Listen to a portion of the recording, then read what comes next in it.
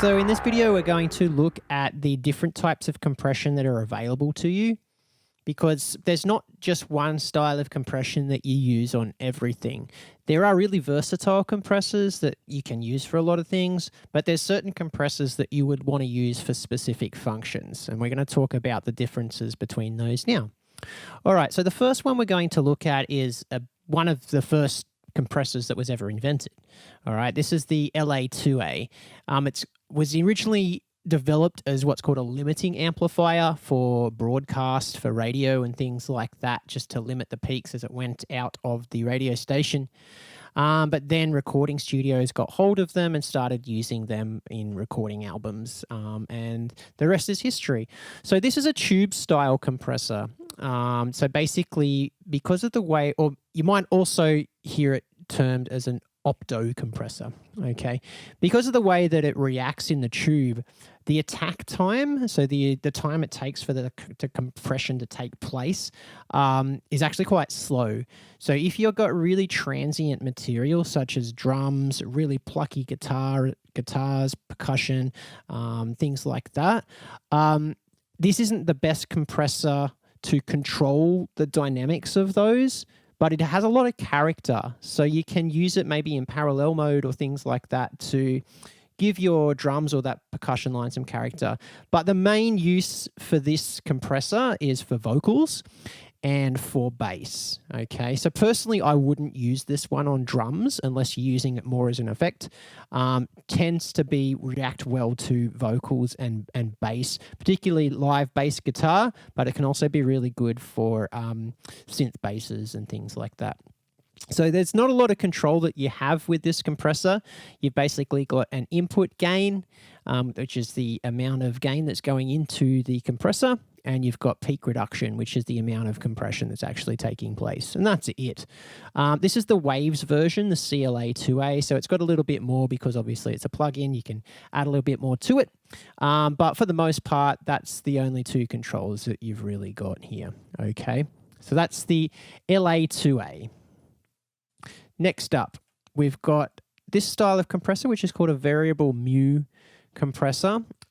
Similar in concept to the LA2A. I believe these are tube compressors as well, but these are more used for mix bus compression and particularly in mastering. Okay, these are quite big, chunky, expensive units and are really, really good for using on a whole mix. Okay, rather than single individual elements of your track. Alrighty, so this one is the Slate virtual bus compressors, the FG mu. And the term the variable mu comes from the fact that it reacts to the material coming into it and changes the ratio based on the level and the material that's actually being put into the compressor. That's why it works really well on mastering and on the mix bus there. So you've got, so you can use it in stereo or mid-side mode, so you can process the mid here and the side separately. You can process the left and right channel separately. But generally I use this just linked. And you got your input gain, you got your threshold, so that's where the compression takes place, the level at which it takes place. And then you've got makeup gain, so you can make up the amount of gain that's been lost in compressing, and you've got attack and release controls over here too. Okay, so that is a variable mu. So variable mu, remember, is that changes the ratio based on the program material going into the compressor. Alrighty, next this is our Swiss Army knife. Okay, this thing's a classic. It's the 1176. This is the CLA 76, the Waves version of it. This is sort of like an updated, more modern version of the LA2A. Instead of using tubes in its design, this uses FETs, transistors, which react a lot quicker. So you can have really, really fast attack time, really good for drums, this one. So with this particular one, you've got the input gain here.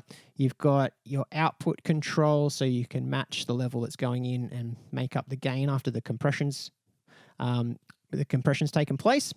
The attack and release of this are a little bit funny because the highest attack, 7 is actually the shortest attack time, and vice versa. 1 is the slowest attack time. Same with the release. Okay, so just don't get confused as in you're turning you're making the attack slower by turning it up to 7. It's actually the shortest and attack and release times at 7 and the longest at 1. All right, with this you've got set ratio controls, so 4-1, 8-1, 12-1, 21, 20-1, and an all-in buttons. The ratio is the amount of compression. The all-in buttons is really, really good for drums, particularly if you're using parallel compression on drums. That all-in is really good for that. This one has a bit of character to it as well, a bit of color, not as much or a little bit different to the LA2A. The LA2A is really, really colorful compressor because of the tube. This is a little bit different because of the transistors. It's a little bit cleaner, but also the transistors have a bit of a different tonal character to the tube. So you get a bit of a different sort of gain drive kind of sound out of the 1176 compared to the LA2A. So it is still, I would call this a colorful compressor, but it is really, really versatile, this one, because of obviously the amount of control that you have over ratio, attack, release, that sort of stuff. Okay, so remember this one's good for pretty much anything you throw at it, really, but it really shines on drums, guitars, another decent one for vocals. Pretty much anything you throw at it, it's gonna eat it up. It's really good. You've also got, with this waves one, you've got the different revisions. So each one of these reacts differently, as it has a bit of a different tonal character. So you can have a play with those if you're using this compressor and see which one works best for the material you're feeding into it.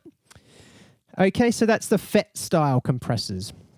We've got our VCA compressors. This is the Slate FG Grey. This is an emulation of the SSL G bus compressor, classic bus compressor.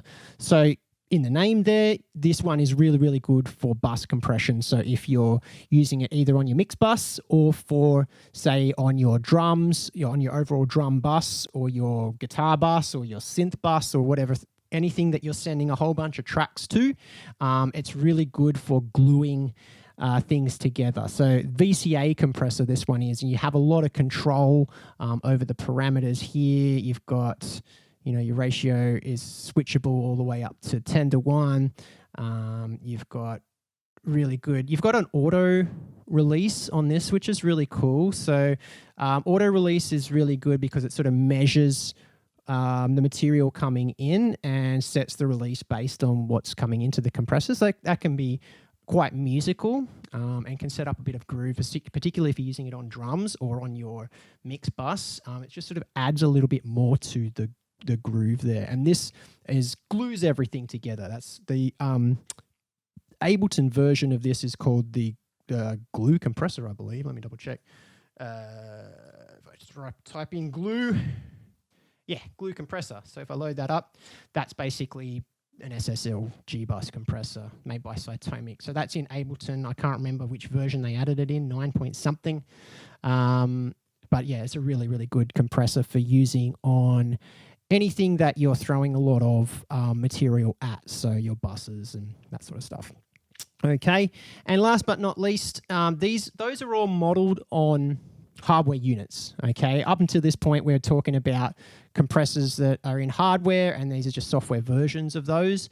Then you've got compressors that sort of do those and more, because with software we've obviously got less limitations on what we can do. And the world is your oyster if you're a software developer making a compressor. So FabFilter Pro C2 is absolutely fantastic. Not only does it have basically all the models that I've just talked about here, so you can change your style. So if you go down, you can change it.